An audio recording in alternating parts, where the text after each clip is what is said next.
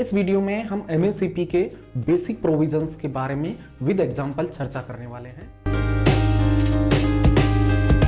नमस्कार दोस्तों, आपके आदेशानुसार एक बार फिर से हम हाजिर हैं एक और नया वीडियो लेकर। और आज के इस वीडियो का हमारा टॉपिक है केंद्रीय कर्मचारियों के लिए एमएससीपी के प्रावधान। तो इस वीडियो में हम एमएससीपी के ऊपर चर्चा करने वाले हैं। वीडियो को शुरू करने से पहले हम हमारे रेल न्यूज परिवार के सदस्य श्री संजय कुमार जी का आभार व्यक्त करना चाहेंगे, जिन्होंने इस टॉपिक का सिलेक्शन करने के लिए हमें सुझाव दिया है।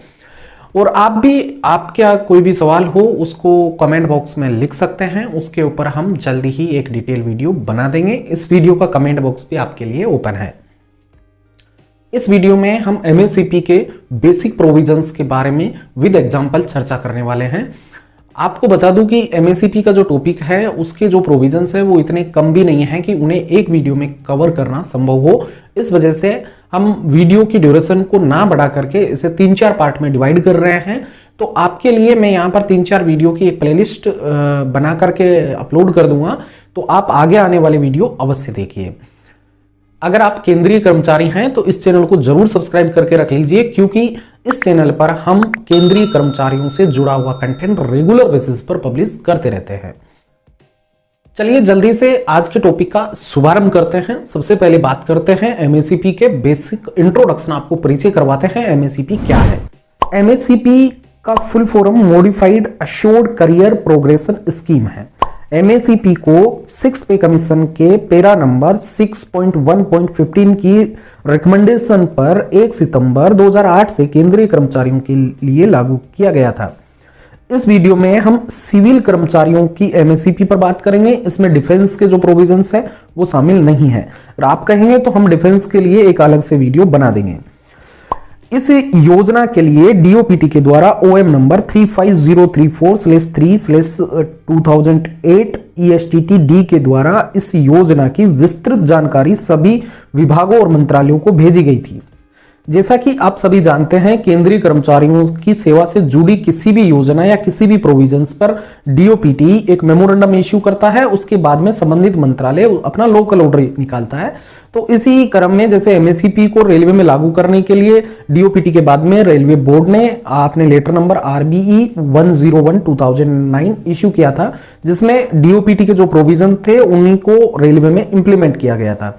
तो एमएससीपी के जितने भी प्रोविजन है वो केंद्रीय कर्मचारियों के लिए सभी के लिए सेम है, चाहे वो किसी भी डिपार्टमेंट का हो। अगर उनमें कुछ माइनर अगर डिफरेंस रहेंगे तो उनके ऊपर हम बाद में आगे आने वाले वीडियोस में आपको बता देंगे।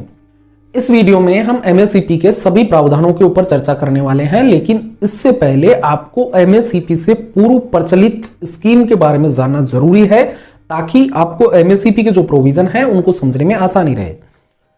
5वें पे कमीशन तक केंद्रीय कर्मचारियों के लिए ऐसी कोई भी स्कीम का प्रचलन नहीं था। 5th पे कमीशन तक, यानी 4 पे कमीशन आए तो उसमें ऐसी कोई भी स्कीम नहीं थी। 5वें पे कमीशन तक एक दिक्कत आ रही थी कि केंद्रीय कर्मचारियों को कभी कभी किसी डिपार्टमेंट में वैकेंसियों के अभाव में ना तो टाइम पर प्रमोशन मिलता था, ना ही किसी प्रकार का कोई फाइनेंशियल अपग्रेडेशन मिलता था।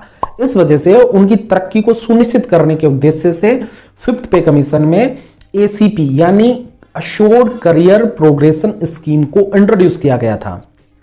ACP में कर्मचारियों को 12 साल और 24 साल की नियमित सेवा पर 2 फाइनेंशियल अपग्रेडेशन देने का प्रावधान था, और ACP को अगस्त 1999 में लागू किया गया था। उसके बाद में जैसा हमने पहले बताया कि 6th पे कमीशन में इसे मॉडिफाइड करके एमएससीपी के रूप में लागू किया गया था, और वर्तमान में एमएससीपी का रूप ही प्रचलन में है, जिसे सितंबर 2008 में लागू किया गया था।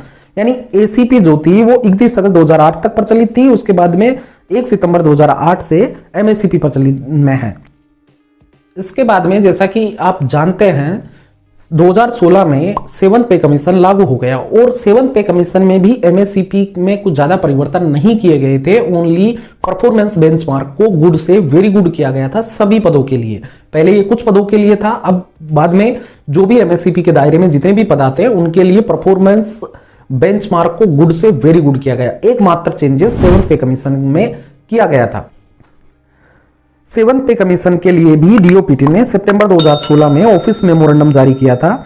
अगर आपको एमएससीपी के सभी लेटर की कॉपी चाहिए तो सभी का लिंक आपको इस वीडियो के डिस्क्रिप्शन में दे दूंगा, जहां से आप डाउनलोड कर सकते हैं, और मैं टेलीग्राम ग्रुप में और टेलीग्राम चैनल पर भी अपलोड कर दूंगा। दोनों का लिंक भी आपको वीडियो के डिस्क्रिप्शन में मिल जाएगा। आइए चलते हैं एमएससीपी के प्रावधानों को एक एक करके एग्जाम्पल के साथ समझने का प्रयास करते हैं। फिर भी अगर आपका कोई डाउट रहता है तो आप कमेंट बॉक्स में लिख दीजिएगा, उनके ऊपर हम वहां पर ही आपको क्लेरिफिकेशन उसका दे देंगे। एमएससीपी योजना के तहत केंद्रीय कर्मचारियों को सेम पे लेवल में 10, 20 और 30 साल की नियमित सेवा पर 3 फाइनेंशियल अपग्रेडेशन देने का प्रावधान किया गया है, जबकि एसीपी में 12 और 24 साल की सेवा होने पर 2 फाइनेंशियल अपग्रेडेशन देने का प्रावधान था। अब ये अगर आपको समझ में नहीं आया तो एक एग्जांपल ले लेते हैं। मान लीजिए किसी कर्मचारी ने लेवल 2 में ज्वाइन किया और उस कर्मचारी को 10 साल तक कोई प्रमोशन नहीं मिला, तो उनका पे लेवल उस कैडर में आने वाले अगले लेवल में अपग्रेड कर दिया जाएगा। अगर अभी भी कंफ्यूजन है तो डायरेक्टली मैं आपको एक पद के बारे में एग्जांपल लेकर एक्सप्लेन करता हूं। रेलवे में टेक्नीशियन ग्रेड 3 का पे लेवल L2 में होता है और उसके बाद उनका अगला प्रमोशन टेक्नीशियन ग्रेड 2 में होता है, जिनका पे लेवल L4 यानी 2400 ग्रेड पे होता है। अगर टेक्नीशियन 3 को 10 साल में टेक्नीशियन 2 का प्रमोशन नहीं मिलता है तो उस केस में उन्हें एमएससीपी के तहत फाइनेंशियल अपग्रेड कर दिया जाएगा, यानी अब वो कर्मचारी लेवल 4 में आ जाएगा, लेकिन उसका डेजिग्नेशन टेक्नीशियन 3 ग्रेड 3 ही रहेगा। एमएससीपी में केवल फाइनेंशियल अपग्रेडेशन मिलता है, जबकि रेगुलर प्रमोशन में फाइनेंशियल अपग्रेडेशन के साथ साथ कर्मचारी का डेजिग्नेशन भी अपग्रेड हो जाता है। अब यहां पर अगला सवाल आता है कि जो नियमित सेवा होती है 10 साल की जो सर्विस है, उसमें कौन कौन सी सेवा को सम्मिलित किया जाता है, कौन कौन सी सेवा को सम्मिलित नहीं किया जाता है। तो चलिए एक एक करके समझते हैं। सबसे पहले अगर कोई कर्मचारी किसी दूसरी सेवा यानी जैसे स्टेट गवर्नमेंट, पीएसयू या किसी दूसरे डिपार्टमेंट में काम कर रहा था और वो थ्रू प्रॉपर चैनल किसी केंद्रीय सेवा में आ जाता है, तो एमएससीपी के लिए उनकी पिछली जो सेवा थी यानी पिछले डिपार्टमेंट में जो सेवा उन्होंने की है उसको काउंट नहीं किया जाएगा। सेकंड, इनिशियल ट्रेनिंग का समय भी एमएससीपी के लिए काउंट नहीं किया जाता है, यानी एमएससीपी के लिए 10 साल का जो समय है वो रेगुलर सर्विस में आने के बाद से काउंट होगा। आपको जो ट्रेनिंग में जितना भी 1 साल या 6 महीने जितने भी साल का टाइम का आपका ट्रेनिंग है उसको एमएससीपी के लिए काउंट नहीं किया जाएगा, केवल और केवल रेगुलर सर्विस को ही काउंट किया जाता है। इसके बाद में कर्मचारी डेपुटेशन पर भी जाते हैं, लीव भी लेते हैं, तो उसके बारे में भी क्लियर यहां पर कहा गया है कि स्टडी लीव, डेपुटेशन और किसी भी प्रकार की सैंक्शन लीव का समय एमएससीपी के लिए काउंट किया जाता है।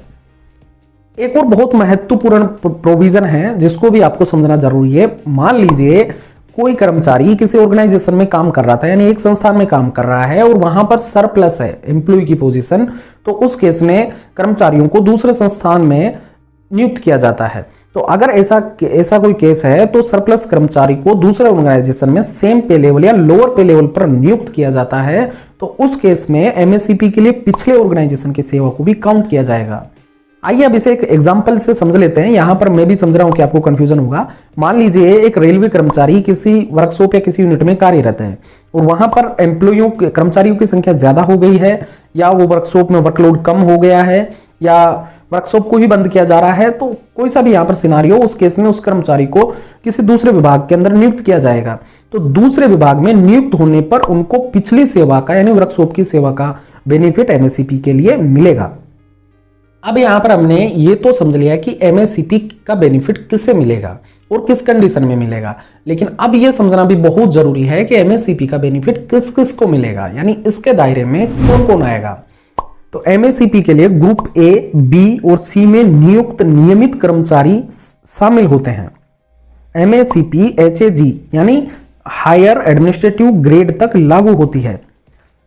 एमएससीपी सिविलियन केंद्रीय कर्मचारियों पर सीधे लागू होती है, लेकिन केंद्र सरकार की किसी ऑटोनॉमस बॉडी या सैचुरेटेड बॉडी के लिए एमएससीपी के प्रावधान सीधे लागू नहीं होते हैं। ऐसे संस्थानों को एमएससीपी अगर लागू करवाना है तो उन्हें वित्त मंत्रालय का अप्रूवल की आवश्यकता होती है। अगर कोई कर्मचारी, हमने जो अभी क्राइटेरिया डिस्कस किया है, इनको फुलफिल करता है तो वो एमएससीपी का बेनिफिट लेने के लिए योग्य होता है। लेकिन इनके अलावा भी कुछ विशेष प्रोविजंस भी एमएससीपी के लिए है, जिनको हम अगले वीडियो में डिस्कस करेंगे, क्योंकि अगर इस वीडियो में डिस्कस करेंगे तो वीडियो थोड़ा ज्यादा लंबा हो जाएगा और मुझे पता है आप इतना देर तक मुझे नहीं झेल पाएंगे। इस वजह से मैं जो विशेष प्रोविजंस हैं उनको अगले वीडियो में आपके साथ डिस्कस करने वाला हूं। अगर आपको आज हमारे द्वारा प्रोवाइड की गई इंफॉर्मेशन अच्छी लगी हो तो इस वीडियो को लाइक कर दीजिएगा और अभी तक आपने हमारे चैनल को सब्सक्राइब नहीं कर रखा है तो प्लीज सब्सक्राइब जरूर कर लीजिए। और दोस्तों, किसी भी प्रकार के डिस्कशन के लिए हमने एक टेलीग्राम ग्रुप ओपन किया हुआ है, सभी के लिए खुला है, तो आप उसे अवश्य ज्वाइन कर लीजिए, जिसका लिंक आपको इस वीडियो के डिस्क्रिप्शन में मिल जाएगा। आज के वीडियो में बस इतना ही। अब हमें इजाजत दीजिए, तब तक हम आगे आने वाले वीडियो की तैयारी करते हैं। जय हिंद, जय भारत।